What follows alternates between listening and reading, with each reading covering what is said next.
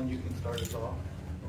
Allegiance to the flag of the United States of America, and to the republic for which it stands, one nation, under God, indivisible, with liberty and justice for all.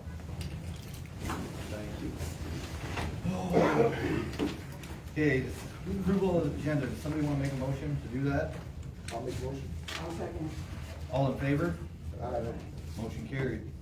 Approval of November regular meeting minutes. Need a motion and a second? I'll make that motion. Motion made by Alan, I'll second. seconded by Mel. All in favor? Aye. Motion carried. Number 4, approval to pay the bills. Need a motion for that? I'll make it. I'll second that. Seconded by Diane. Roll call vote. Mr. Costello, Yes. Mr. Carr. Yes. Ms. Wardiger, Yes. Ms. Finner, Yes. Mr. Kirchner, Yes. Mr. Wagner. Yes. On to old business, JPR water improvement project updates. Not much to update this month. As we discussed last month, working through Eagle permitting, last permit, for the phase 2 project. We also, met with the new financial consultant with Baker Tilly, and your bond counsel, Mark Nettleton with Micah Myers, to make sure we're all square with USDA, still on schedule for, closing on the loan in the spring. So pending the Eagle water construction permit, which is the, 6th permit of 6 needed to make the project go forward. We'll be closing on that project in the spring. Okay. When does it go out to bid again? We're aiming for March. Yep, so I would say, as soon as we get an approval from Eagle, it'll probably be 60 to 90 days after that. So if we get approval in January, then March, early April is our timeline. Okay. And the phase 3 project, C2R2, at the south end of town. That project has been put in for draft permitting, through Eagle. Plans and specs are drafted. That project is a lot smaller, and at the last meeting I discussed that it should be a lot quicker of a permitting process because we're constructing new water main in an area where there isn't previous or existing utilities, so we expect to hear back from them in January as well, and we'll be bidding that in the spring as well. Thank you. That's the only update I have right now. New business, zoning administrator updates. Go ahead, Douglas. I've given you 3 documents this evening. One of them's just a zoning log showing you the activity that's been in the village so far for 2024. I'll be doing a year-end report and probably getting that out towards the end of January. That just shows a comparison of how the village is to the other units that I represent and the type of activity that's going on. I gave you another packet that has a emblem of the White Pigeon Chief on the front of it. Monday night, the planning commission met for a site plan review for PMR Trucking or PMR Industries. Mr. Morris wants to construct a 4,200 square foot building down at 691 Saw Morris Avenue, which is the very southern western parcel on the east side of the railroad tracks.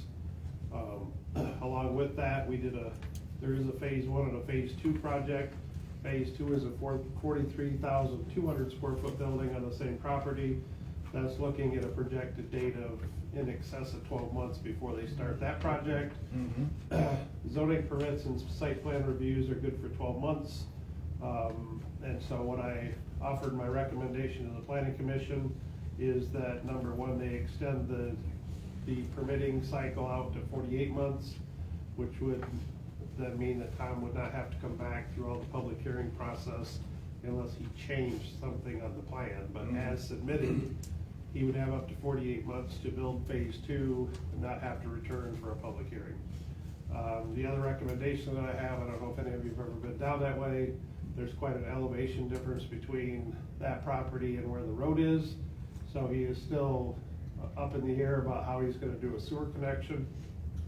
Whether it can be a gravity flow, or whether he has to put in some type of a tank with a pump station in it to force it up to the sewer main in the village. That's unknown at this time. Typically, unless all that stuff is secured, we do not issue a permit. Tom says that phase one is not gonna be completed till June of 2025. And so I recommended to the planning commission that they put a stipulation to recommend approval of the site plan. However, he cannot have occupancy in that building until he has water and sewer connections established. So it was with unanimous recommendation by the planning commission to bring it to your meeting this evening with the same recommendation that the site plan gets approved by the village council with the stipulations that an extension of up to 48 months for permitting, and that he cannot occupy the buildings until there's water and sewer connections. So phase one in itself is about a $2 million project. So it's, I don't know how everybody else feels, but I'm pretty excited to see an old site that we've had plenty of violations in the past turn into a $2 million complex for commercial warehousing in the village. So I think it's great news. Good deal, thank you. Approval of 2025 meeting. Are you gonna take action on it? Oh, yep, sorry. What's the point? Because I have one more thing after that yet. Yep. So we need to make a motion to approve the planning commission's recommendations, correct? Correct. Approve a site plan with the stipulation of a 48-month extension and no occupancy until all Sewer. water and sewer connections have been established and approved. I'll make a motion. I'll second it. We'll just do a roll call vote. Mr. Wagman? Yes. Mr. Kirschner? Yes. Ms. Fenner? Yes. Ms. Wardiger? Yes. Mr. Carr? Yes. And Mr. Hostetler? Yes. Motion carries. What do you got next? The other document I gave you has in red letters a draft up at the top. So the planning commission also Monday night, which this stuff will be coming to you probably at your January meeting. The planning commission did some recommendations for rezoning Chicago Road, some of North and South Kalamazoo Street. They also, because it's my understanding, the village is now intending to opt in regards to the marijuana industry. You had a committee appointed that came up with regulations and sent it off to your attorney, and we got back a proof set from the attorney regarding that.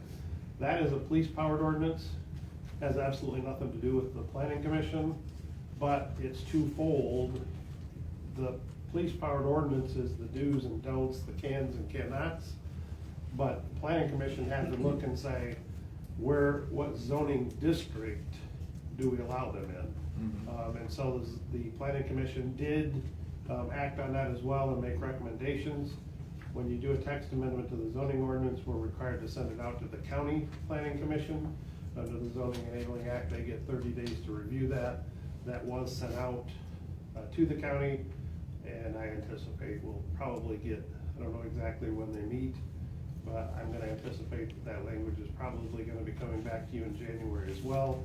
And at that point in time, I would be looking for the village council to approve the text amendments to the zoning ordinance, and then you can approve this police powered ordinance at the same time, and they would go into effect at the same time. So we don't need to do nothing tonight then? You can't take action on it tonight, but I wanted to give it to you for review. This is it with a few minor changes. This is the identical language that Montville Township is looking at as well, and you and Montville share the same legal counsel, so they're fully aware of it as well.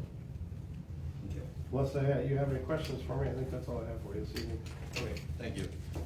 Okay, 6B, approval of 2025 meeting schedules. Everybody's got those. We've kind of talked about them a little bit, mainly the time.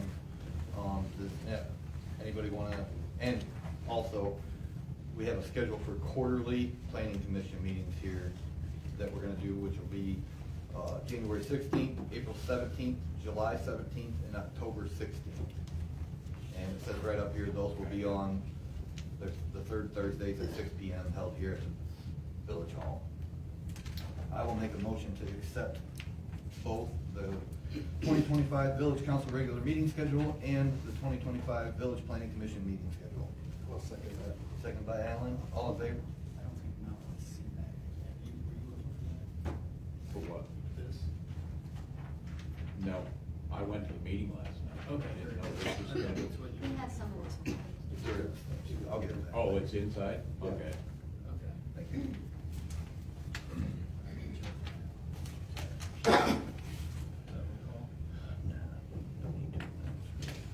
All in favor? Aye. All opposed? Motion carried. Employee Christmas bonus, we do this every year. It is, if I remember right, it is $100 for full-time employees and $50 for part-time, correct? That would be my motion. I'll second. Roll call vote on this. Mr. Hostetler? Yes. Mr. Carr? Yes. Ms. Bordinger? Yes. Ms. Fenner? Yes. Mr. Kirschner? Yes. Mr. Wagner? Yes. Public comment, I know you got a couple things, Paige, so we'll extend a little bit, give you three minutes per thing tonight. Okay, so I gave each of the board members, I gave them to Lacey, so you guys should all have it in front of you. There's just a couple of things that I have been reading and contacting Michigan Law Library, MichiganLegislative.gov about. You guys need a minute? The Open Meeting Act and MichiganLegislative.gov state that all work sessions must be open to the public, and they have to tell members of the public that is just to study issues and not to take action.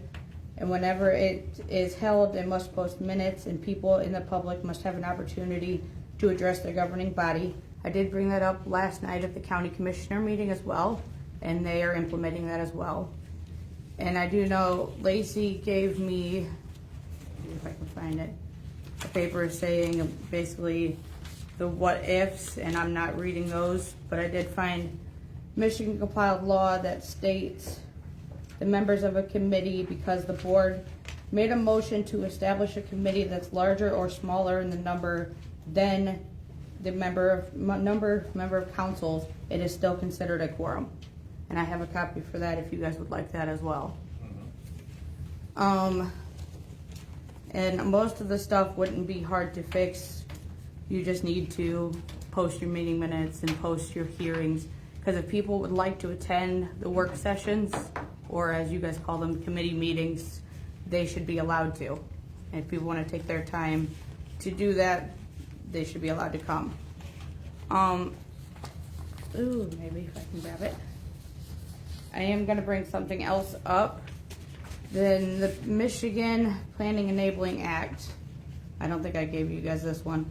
There is a section in here that states the legislative body may remove a member from the planning commission due to malfeasance, if I can pronounce that word, misfeasance and in the office of written charges after a public hearing before casting a vote on the matter which a member is reasonably considered for conflict of interest. The member shall disclose potential conflict of interest to planning commission. Members disqualified from voting on a matter provided by bylaws and a majority of the remaining members of planning commission. Failure of a member to disclose potential conflict of interest is required by the subsection and the purposes of this, and I have that if anybody wants to look at it as well.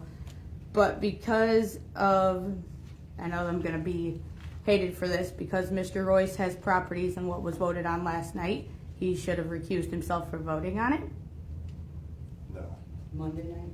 Yeah, sorry, Monday night. No. See, I bounced that against the law library, and this is what they gave me. Okay. So, I don't know if you guys want to look into that, but I do think you guys need to reopen the committees and allow people from the members of the public to be allowed on the committees if they choose to. And then the other section that I gave you regards to, I have called 27 different municipalities regarding their water, how much they're paid, how much they're billed per 1,000 gallons, sewer, water, this office number, all of that. And what I was reading and understanding, because I also attached Sturgis, Colon, and Bristol's water ordinances in it as well.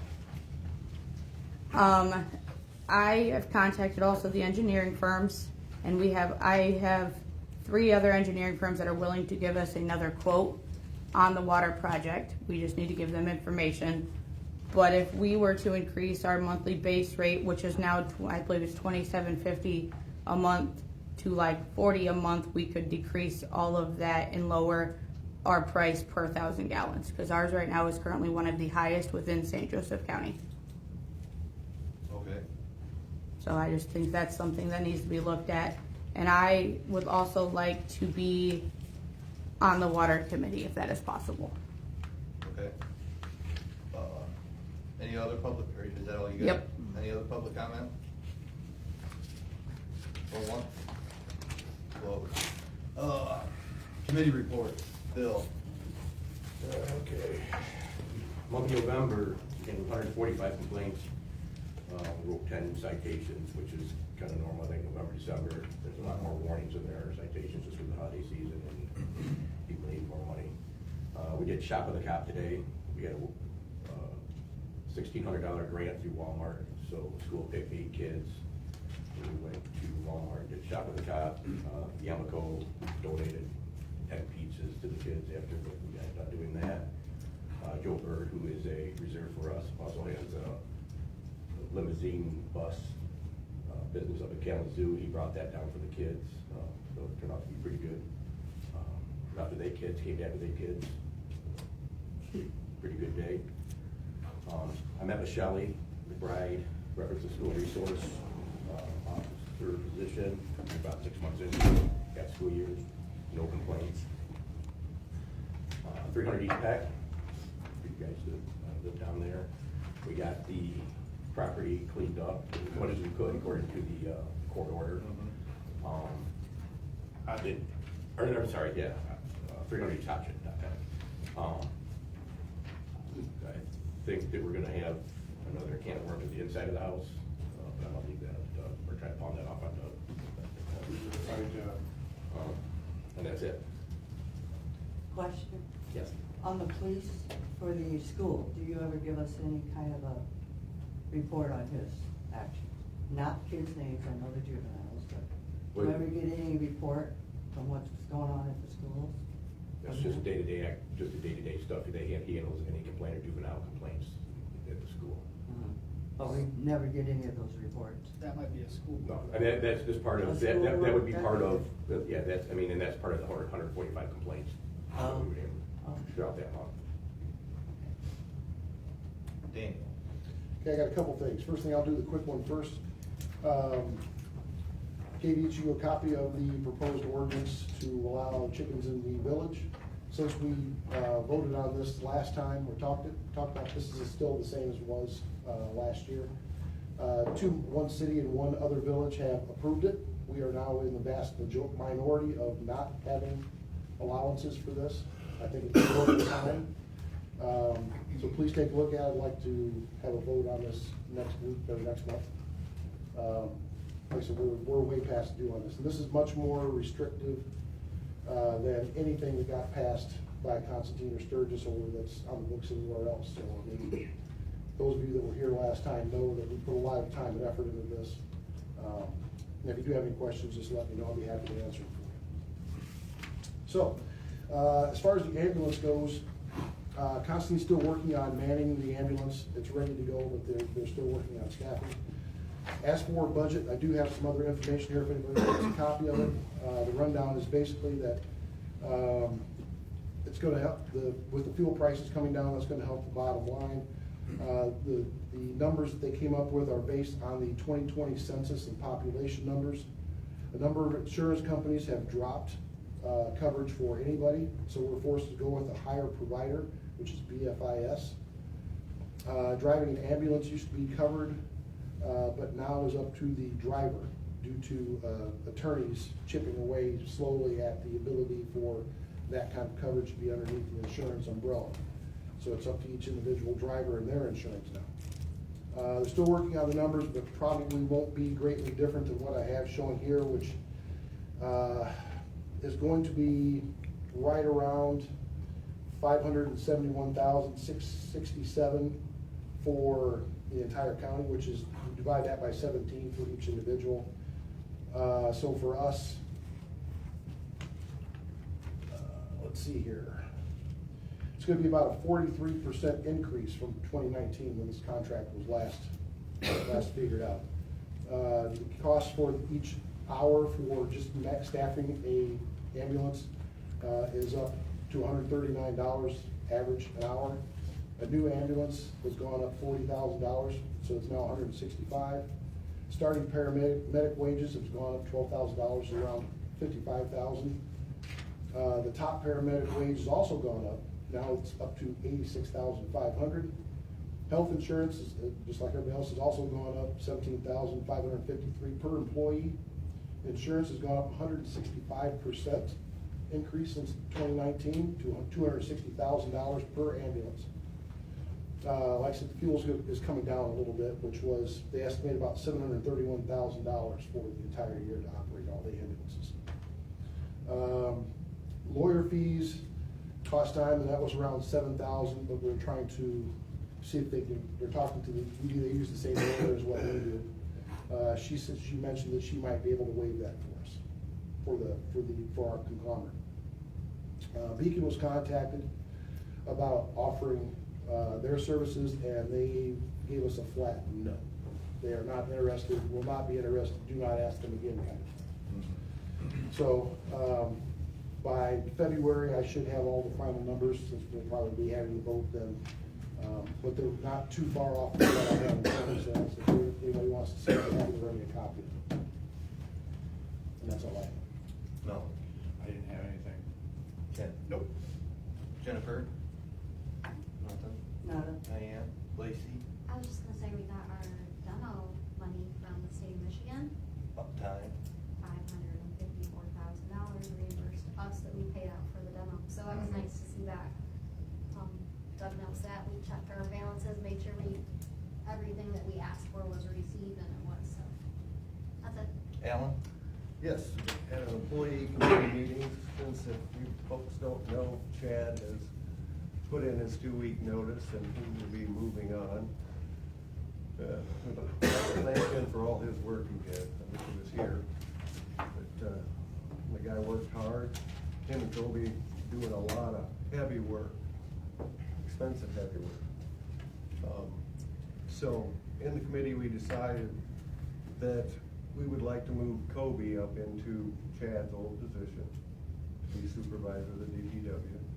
He's been showing all of us that he's on top of it. He has paid attention with Chad's tutelage, and he's doing quite well.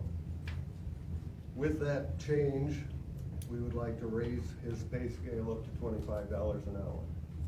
Right now, he's at $21.12. But with all the responsibilities he's taking on now, he's gonna have to get a license.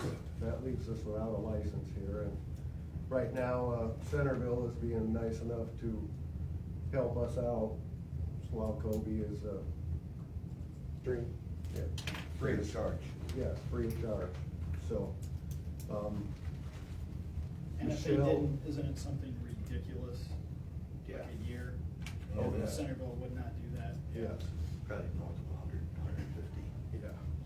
So, Michelle Thibodeau is the person from Centerville that's working with Kobe now, and she has offered to help him with his getting a license, tutoring him. May is when he will go take a test for that, and hopefully we can get the licenses we need finally. So if we move Chad up like that, then we will have to hire somebody to well, yeah, if we move Kobe up like that, then we'll need a second DPW guy. Like the ambulance stuff going up and all of that, the same thing is going on with this stuff too. So we would like to look at a range of between $20 to $22 for that person, depending on how skilled they are.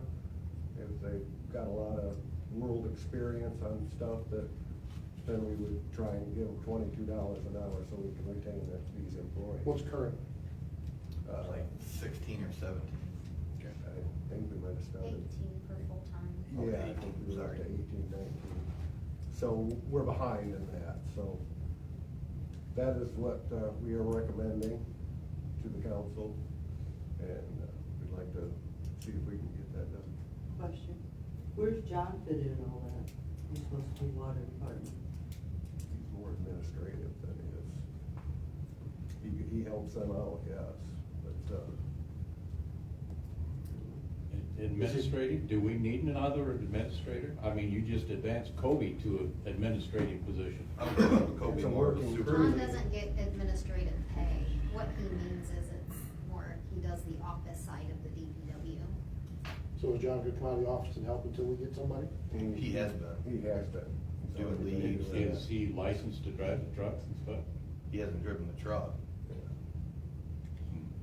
Okay, so, there's a limit to the amount of assistance he can actually give us. I mean, he can't drive the tractors or the truck or any of that stuff. We're gonna have to look at that pretty hard.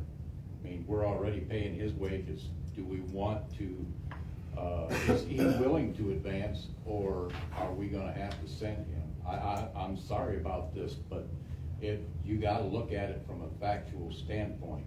Are we gonna be able to utilize him to help us more than what he is now? Or is he more just in the way? Kobe ain't got time to do all this paperwork. Oh, I understand that, and I understand that, but, there comes a time when you have to decide what is actually right. Well, what's best for the village? Yeah, for the village, It's not a personal thing at all. no, No. But No, it's, if we're putting money into a position where it's very limited as to how much assistance they can give, I mean, each position should be able to backfill somebody else when necessary. And if we have a liability, no offense, but if we have a liability in place, then we maybe need to address that. Maybe make that a part-time, the administrative part a part-time for the paperwork. So that way we can maybe get two, full-time and a part-time to be actually out in the field. You readjust that money someplace else. That's kind of where you're going. Yeah, I Yeah. get what you guys are both saying, but to a point also, I think the argument could be made that I don't want John doing, or have the ability to go out and get in a hole or whatever, because he's gonna be out there doing that stuff all the time, instead of doing the paperwork that's required, let alone when this water project gets going, he's gonna be out following their inspector and everybody with that little machine and GPS and everything like he did this summer too. With them trace, you know that, it's here somewhere, but the mapping system, GIS. Well, I guess all that Mel is asking is making sure that the position that he has, that the village is getting its money worth out of it, and not just, well, because he's a nice guy, Yeah. kind of thing. No, we'll have to look into it more, but, So, I guess we need to have a motion. I will make that motion. To raise Kobe's pay up to $25 an hour and put him in the supervisor position for the DPW. And then we will, Hold on, I would say make that one motion. Yeah, that's what he's Okay, doing. so if you wanna make that motion, Al, we'll start with, we are moving Kobe DeBruin's salary from $21.12 an hour to $25 even an hour, correct? Okay. So we- Even before he's certified to test, we're gonna give him all that, not in steps. that responsibility is a Well, lot larger we than can what give he's him been some, doing. and then when he gets his certification. Well, when he gets the certification, he gets more More? money. You get, it's an employee handbook per license what you get. Okay. I don't, Get on Indeed, you'll find out that a water person with those licenses are making over at $60,000 or more. You're making 29 to 35 bucks an hour. Yeah. Is that why we lost Chad? Because we were underpaid? It's probably 70% of it. Did we offer him any more? We tried.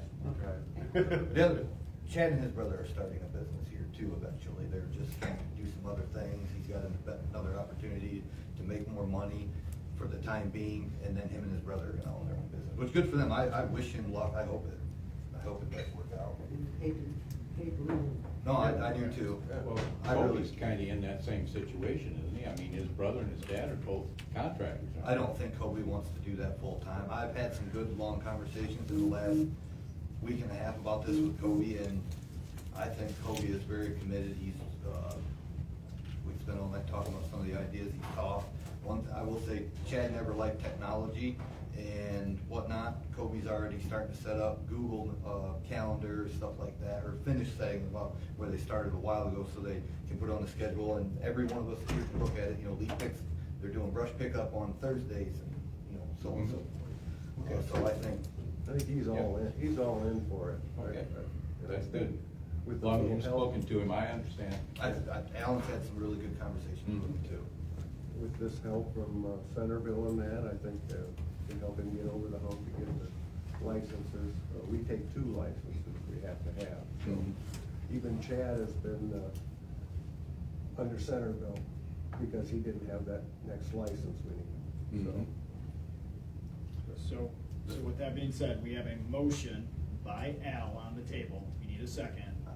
I made a motion, he seconded it. Okay, very Do good. roll call vote. Okay. Mr. Hostetler? Yes. Mr. Carr? Yes. Ms. Wardinger? Yes. Ms. Fenner? Yes. Mr. Kirschner? Yes. And Mr. Wagner? Yes. So then I think next we'll make a motion to hire one more person at $20 to $22 per hour, depending. Depending on experience. Yep, depending on experience and Full or part-time? full. Full. Yeah. Yeah. We need a motion. I'll make a motion for Okay. that too. Need a second. I'll second. Let's go back. Seconded by Yep. Mr. Carr. Daniel. So, Mr. Kirschner? Yes. Ms. Fenner? Yes. Ms. Wardinger? Mr. Carr? Yes. Mr. Hostetler? Yes. And Mr. Wagner? Yes. Motion carried, okay. I don't have much before the holiday season, other than I'm gonna do a quick few replies back to Paige. So a lot of these, some of these, did you type this up? Yes. So if you go through and add some of the math that you did on here, like the one that they charge per cubic feet. Yeah. There's approximately 130 cubic feet in 1,000 gallons. Their water for 1,000 gallons then is $175 versus our 7-something right now. So they're astronomically bigger. And then some of these places that don't have engineers listed on them, JPR happens to be their engineer, Middlebury precisely. Schoolcraft also, I don't think we've talked about it much, but you can call up there. I don't know what they'll tell you. They are going through a situation that is probably 5 times worse than we are. I don't know all the details, but they're probably gonna be looking at water rates of $250 a month. And then it is hard to compare apples to apples. I don't spend a lot of time on it. We'd have to have a mirror image of White Pigeon to do apples to apples for prices, and we're not necessarily out of line on some of these ones. Can I say something? In a minute. Okay. As for the open meetings things, my Google law degree, like everyone else in this room, does not stand up in a court of law. Don't mean much. Any attorney will tell somebody that.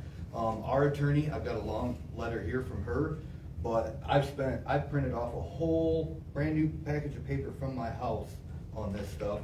And from the Michigan Library Law, Michigan Open Meetings Act, blah, blah, blah, requires public bodies, which the definition of a public body is a quorum. To hold public meetings if a quorum of the board is present. Our committees, there's not a quorum of the board. Right here, Open Meetings Handbook, State of Michigan, Dana Nassel, I think you talked to her recently. Yeah. Oh, where is that right here? I Maybe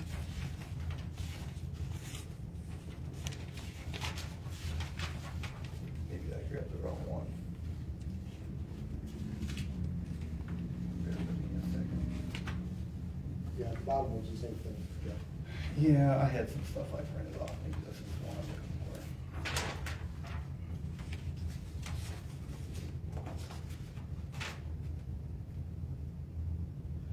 Oh, right here, the definition, or not definition, but right here, furthermore, an advisory body committee without express decision-making authority is not a public body under the Open Meetings Act.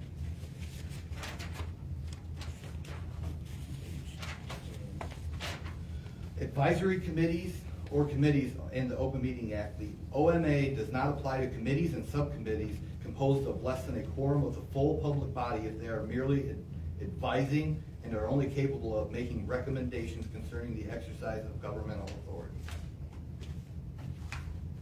And our attorney, we'll just do some quick little ones. In order to be a public body to which the Open Meeting Act is applicable, all three of the items in red must be met. It is a government body, and the committee has no authority to govern or legislate. Fall under that right there. It must be and in order to be a meeting under the Open Meeting Act, both of these definitions must be met. It must be a public body. They're in a quorum of the members. And there was only three, which four would make a quorum, and we're not deliberating toward or making a decision on the public policy. The Village Council Planning Commission deliberates and makes decisions. That's why they have to have the Open Meeting Act. I'll give you one reply. Well, that's fine. If you want to give me that, I'm more open to learning. I have no issues learning. I would like to read that. But with the water and that, I'm just trying to lessen the blow on the citizens. That's what we're all I trying know. to do here. Correct. But with the response I got at the planning commission meeting, it doesn't seem like everybody is on that same page. But like, that's just my thing, is I'm trying to do this because I live here, all of us live here. I know most households can't afford an additional $100 to whatever a month on their water bill. And that's why I was doing all of this. I did that on my own behalf. Nobody else told me to. I was just trying to get an understanding to help, because I'm all about learning. I'm open to learning anything, and if I'm wrong, I'll openly admit it. I have no issues with that. But like I said, I'm just trying to help, because I have people asking me questions. I'm like, I can't answer them, so I call MichiganLegislative.gov, Michigan Municipal League, the Law Library. Like, I call them regularly and ask them questions. You should see my call log. It's ridiculous. Oh, I can believe it. But I'm just, like I said, I'm just trying to learn to get a better understanding. So that's, but like, where you're reading, the public body also does a committee and subcommittee. And here, I'll hand you these ones, but. I've got the same thing. Oh, this, so- no, this is a.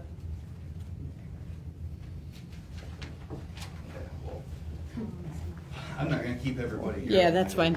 Like I said, I'm more than open I'll to read learning. it If I'm out. wrong, go ahead and tell me something. I'll look it up. I have no issues with that. But like I said, I'm just trying to get a better understanding and help people. And if there's really nothing to hide, I don't see why people from the public can't attend your work sessions if they choose to or want to. But if people don't know about them, it makes the citizens think that a decision has already been made at the next village council meeting because nobody was able to attend or voice their opinion or anything like that. And that is my only concern, is because like the work sessions, I'm like, what happened? I want to know what's going on. So that's just where I'm coming from. Okay. But information gathered in work sessions isn't for public knowledge because of one thing, social media. Because somebody starts publishing facts that they think are facts and figures, that gets put all over the place, and then it comes out being something different, then there's a big ruckus about that. So there's a reason for work groups where those kind of numbers and discussions aren't made public, because they're not official yet. When they become official or recommended in front of the board, then public comment can be made. But there's no reason for it's a workbook. You don't make comments on workbooks because it's not into the record yet. Yeah. I know for myself, I would like to be a part of that because, like I said, I plan on running again and I want to know what's going on to get an understanding better, Perfectly fine. which is why I'm just bringing that up. Yeah, but I'm So, just explaining to you why Yeah, that's. I understand. Jeff, can I have 2 seconds? You get 3, then. Okay. So, in allude to what Dan's saying, well, the committee meeting that I think stirred this up was over the marijuana. Justin Smith wanted to attend the committee meeting. I said, absolutely not. You don't have somebody that's wanting to create the rules for a business they want to do, attend that meeting and try to intimidate a committee Sway. to make rules fashioning to what they want to do. Kurt Allwhite also wanted to be in that meeting, and we said no. He is potentially looking at selling or renting out space for a dispensary in his property that he owns. That's not an appropriate attendance for a committee meeting to have. The perception cannot be there that a committee is forming rules for the benefit of those people wanting to do it. That's just an accident waiting to happen. And I told Alan no to both of them. And I personally called Justin Smith and said, Justin, you cannot be in that meeting. That's just a big liability waiting to happen. I don't know if she wants to talk afterwards, she can. I don't know if last Monday's meeting, where the illusion was that the planning commission had anything to do about this water thing. Planning commission has nothing to do about this water project. So I'm not sure where the planning commission is getting drug into that avenue, but in relationship to the acquisition that Tyler had a conflict of interest. If Tyler would have had a conflict of interest, he would have had to announce that, yes. Just because you're a property owner on the other side of the railroad tracks does not make it a conflict of interest. If he was related to somebody, to the Morris family, direct relationship, a conflict of interest. If his decision regarding that project would have been affected because he was next door, then that could be a conflict of interest. It was a unanimous recommendation to bring it to you tonight for an approval. So I don't know where there would be a conflict there. He won't reap any financial benefits from it. He's not selling land to that applicant that he's gonna make a profit off of it. Just merely next door does not make it a conflict of interest. And so, some of it's not making sense. Is that all? Yes. Okay, the only thing last I got, before we make a motion to adjourn, is everybody have a good, safe, and Merry Christmas. Don't tell me how they went. I'll make the motion. Anybody second that? I'll second that. Thank you. All in favor? Aye. Motion carried. Yeah. Well, I'm gonna pass this around, just let him chat.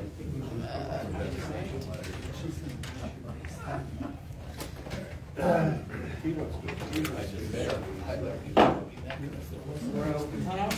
I just-